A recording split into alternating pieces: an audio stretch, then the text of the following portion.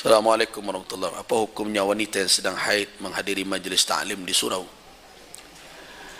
Apabila kehadirannya itu dia anggap ada suatu hal yang penting untuk menambah keilmuannya, kemudian kehadirannya tidak akan mengotori tempat majlis, karena sekarang dengan berbagai peralatan untuk jangan sampai darah haid mengotori lantai dan macam sudah sangat lengkap.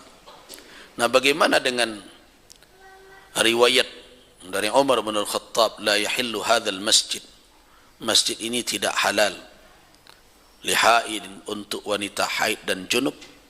Riwayat itu dipertikaikan oleh ulama tentang kesahihannya. Karena itu kalau seandainya itu diamalkan, hukumnya tidak sampai ke tingkat haram, tetapi adalah bahagian dari adab penghormatan ke masjid. Kalau tidak sangat diperlukan, sebaiknya wanita tidak berada di masjid.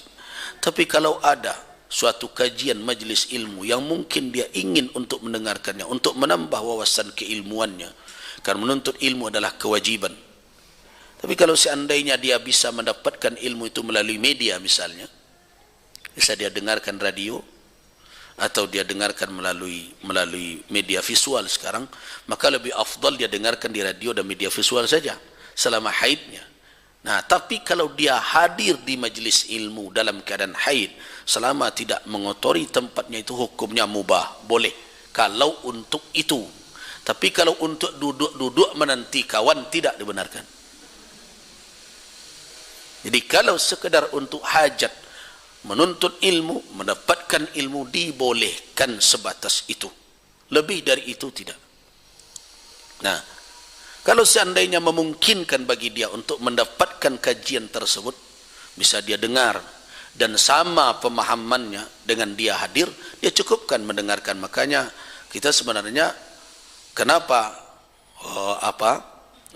kajian-kajian kita live kan, supaya sebagian dari jamaah yang terkadang berhalangan tidak bisa hadir, karena bisa jadi karena dia haid atau bisa karena kesibukan, makanya kita beri dia fasilitas untuk bisa mendapatkan juga kajian yang sama di hari yang sama melalui media yang diusahakan oleh surau. Nah, tapi kalau dia menganggap bahwa mendengarkan tidak sama mungkin pemahaman dia ingin hadir pula, karena sebenarnya hadir di majlis tentu memiliki nilai tersendiri di dalam keilmuan, memang berbeda. Makanya kalau ditanyakan kepada saya hari ini, sekarang kan ada banyak, karena pandemi ada belajar daring dan berbagai macam. Nah, saya katakan jangan nyaman dengan daring ini seolah-olah akan selamanya begini.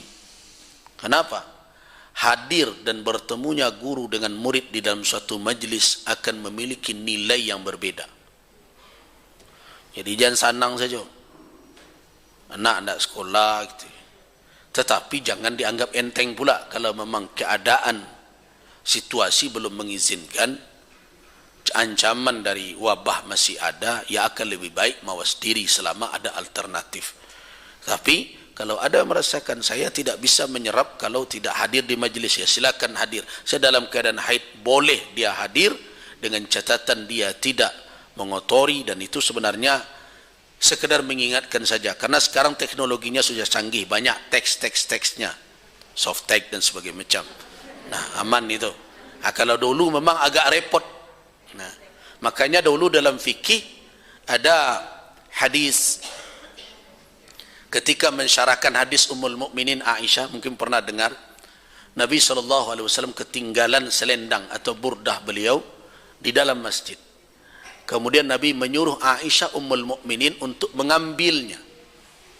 Kata Ummul Mukminin Aisyah, ya Rasulullah, inni haid, saya haid ya Rasulullah.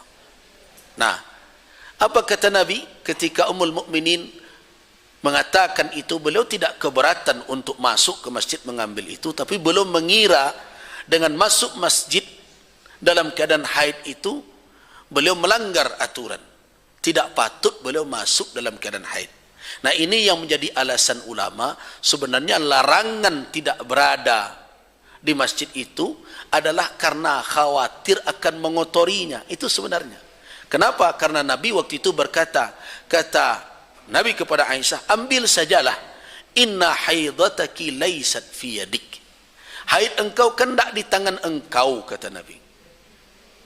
Nah, itu alasan Nabi. Ini yang dijadikan, dianalisa oleh ulama, berarti larangan ini ada illatnya. Nah, ada dua illat. Yang pertama kehormatan masjid, yang kedua khawatir akan menimbulkan, menyebarkan najis di masjid.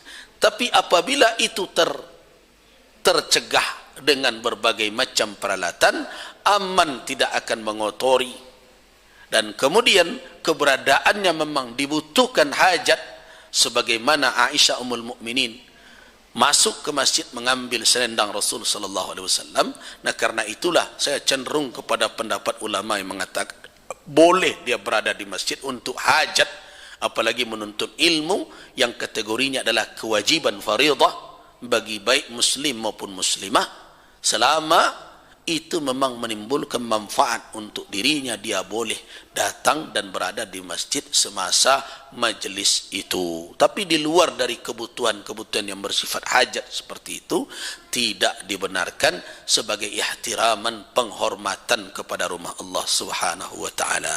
Wallahu a'lam.